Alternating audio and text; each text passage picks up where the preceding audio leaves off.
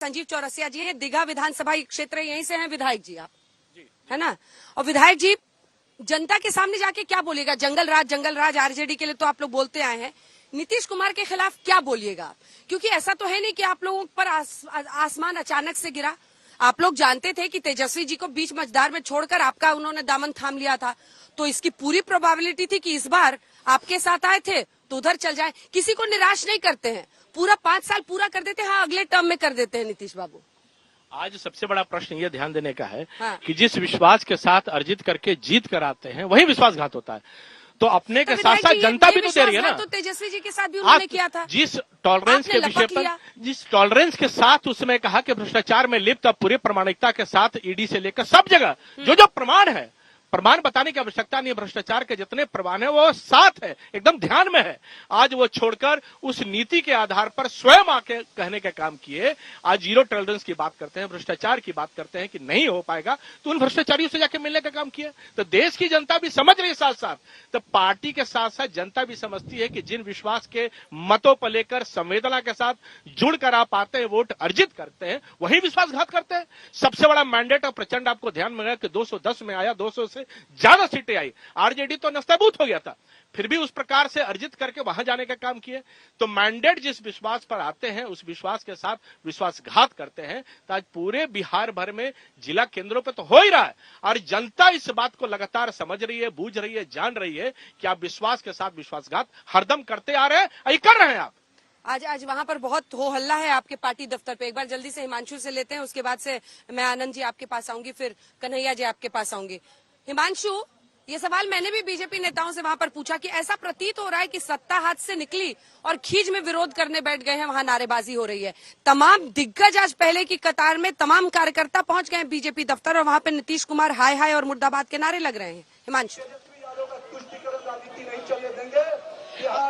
देखिए, बिल्कुल ये बात सत्य है कि भारतीय जनता पार्टी के हाथ से सत्ता बिहार में क्या गई कि वो धरना प्रदर्शन करने लगे। मैंने भी कई नेताओं से पूछा कि अभी तो ओथ भी नहीं हुई है, शपथ ग्रहण भी नहीं हुआ है कि आप लोग धरने पे बैठ गए, तो उन्होंने कहा कि उन्होंने धोखा दिया है, इसीलिए आज हम विश्वासघात दिवस बनाने जा रहे हैं। मैंने कहा एक छोटे आदमी को बड़े बनाने का काम तो आप ही ने किया था।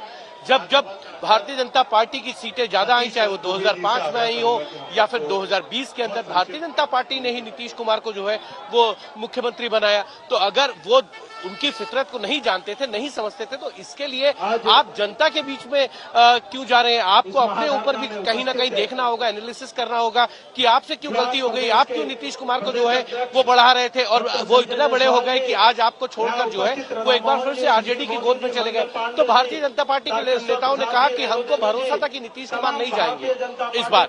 वो पिछली बार धोखा खा के आए थे, इस बार नहीं जाएंगे, उन्होंने कसम खाई थी कि मैं नहीं जाऊंगा, लेकिन वो चले गए। तो ये तो अंजना बात सही है कि राजनीति में कोई परमानेंट दोस्त नहीं होता, कोई दुश्मन नहीं होता, और ये बात नीतीश कुमार बहुत भली भांति से जानते हैं, और वो राजनीति के परिपक्व खिलाड़ी हैं। और इसीलिए आप देखिए कि 2013 के बाद उन्होंने भारतीय जनता पार्टी का साथ छोड़ा, 2 साल तक सरकार चलाई, और उसके बाद आरजेडी के साथ चुनाव लड़ते हैं। 2017 में भारतीय जनता पार्टी के साथ जो है वो आते हैं, और फिर वहां पे सरकार चलाते हैं। 19 का चुनाव लड़ते हैं, 2 लोकसभा से अपनी 16 लोकसभा सीटों पर जीतते हैं, और फिर 20 में चुनाव में 43 सीटें आती हैं।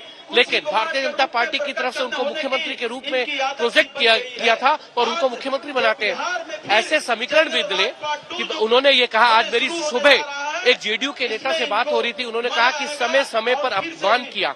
2020 में चिराग को हमारे खिलाफ खड़ा किया, चिराग के जो उम्मीदवार थे वो भारतीय जनता पार्टी छोड़ कर आए थे, और आज वो एक एक करके फिर से भारतीय जनता पार्टी में चले। ये अपमान हुआ था, फिर भी हम कह रहे थे। जिस तरीके से विधानसभा के अंदर स्पीकर जो है उन्होंने उनका जो है बार बार अपमान किया, ये ठीक नहीं था। उन्होंने कहा कि कई बार ऐसी घटनाएं हुई कि संजय जायसवाल ने जो है सरकार के कामकाज को लेकर सवाल उठाए, उनके प्रशासनिक फैसलों को लेकर सवाल उठाए, यह बर्दाश्त नहीं होता था। भारतीय जनता पार्टी का कोई भी विधायक या कोई भी मंत्री नीतीश के खिलाफ जो है वो बयान दे देता था, तो नीतीश को ये बात नागवार गुजरती थी, और यही कारण है कि नीतीश कुमार ने आज अपनी राह अलग कर ली है, और शायद राह इतनी अलग कर ली है कि अब उनको लगता है कि दिल्ली में उनके लिए जगह है, और वो प्रधानमंत्री को जो है चुनौती दे सकते हैं। और इसीलिए कल उपेंद्र कुशवाहा, जो अब से कुछ देर पहले सुजीत से बात कर रहे थे, उन्होंने भी यही कहा था कल ट्वीट करके कि ये बिहार की जनता ही नहीं बल्कि देश की जनता भी जो है उनका इंतजार कर रही है। तो इंतजार किस लिए?